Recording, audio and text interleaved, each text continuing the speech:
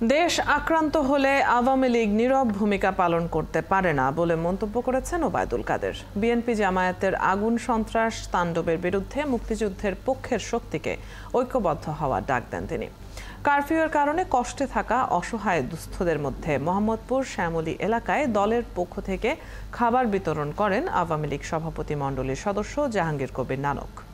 সেখানে যোগ দিয়ে ওবায়দুল কাদের বলেন, মেট্রো রেল, এলিভেটেড এক্সপ্রেসওয়ে সহ যে অর্জনগুলো বিশ্ব দরবারে বাংলাদেশকে তুলে ধরেছে সেগুলো অগ্নিসন্ত্রাসে ধ্বংস করে ফেলা হয়েছে। আগুন সন্ত্রাসে মদদ দেয়ায় বিএনপি মহাসচিবের সমালোচনা করেন আওয়ামী লীগ সাধারণ সম্পাদক। আজ আমরা নীরব দর্শকের ভূমিকা পালন করতে পারি না।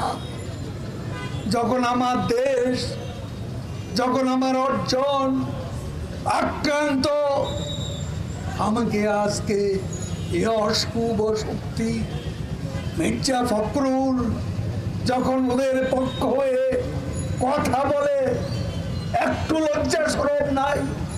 এত মিথ্যাচার করতে পারে?